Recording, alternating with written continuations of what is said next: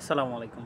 এবার উচ্চশিক্ষা যারা ভর্তি হবে সামনে, তাদের সিট ফাঁকা থাকবে। ফাঁকা থাকাটাই স্বাভাবিক। এভাবে এসএসসি যে রেজাল্ট হয়েছে ক্ষেত্রে সেটাই স্বাভাবিক। এখন এখানে দোষ কার? দোষ কারো না। এখানে দোষ কারো না। এখন বিষয়টা হচ্ছে যে তারা যে লেখাপড়া করবে, লেখাপড়ার পর চাকরি দিবে কে? হ্যাঁ, তাদেরকে চাকরি দিবে কে আমাকে বলেন?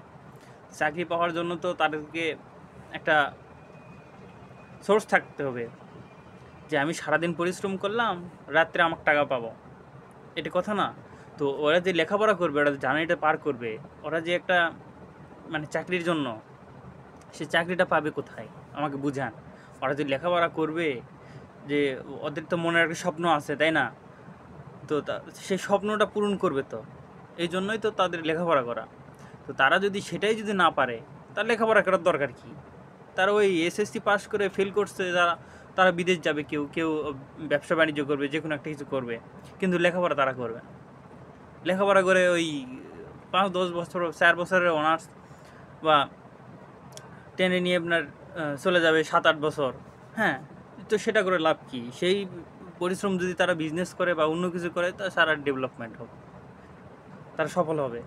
এই যে মনে করেন যে এই যে এবার বর্তমান যে প্রায় 7 লাখের মতো উত্তীর্ণ হয়েছে 12 লাখের মধ্যে, আর সিট ফাঁকা প্রায় 18 লাখ। 18 লাখের মধ্যে সিট আছে, 18 লাখের মতো সিট আছে, তাহলে বোঝা যাচ্ছে যে 7 লাখ পাস করছে। তাহলে এই যে একটা গ্যাপ, এই গ্যাপ পূরণ করবে কি? এই গ্যাপ পূরণ করবে সরকার। সরকারকে বলেন যে হচ্ছে এটা ঠিক হয়েছে, এবার ঠিক হয়েছে যে এরকম গ্যাপ হয়ে আসবে, যারা মূলতই লেখাপড়ার প্রতি মনোযোগী তারাই লেখাপড়া করুক।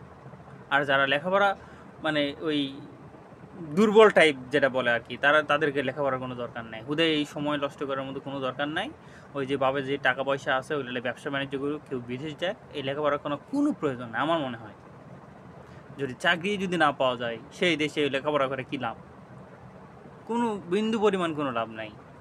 তো এবার ঠিক হয়েছে, এবার লসের ভাগে না পড়তে হবে। হ্যাঁ, ওই ভালো হয়েছে। আমি তো নিউজ দেখলাম, দেখার পরে তো মনে করলাম যে না, এবার একটা কাজের মতো কাজ হয়েছে, যে এটাই এটাই হওয়া উচিত ছিল। এটাই একদম আমাদের বেলার থেকে হয়ে আসলে তো কোনো কথাই ছিল না, একদম পারফেক্ট ছিল। এবার হয়েছে, ভালো হয়েছে।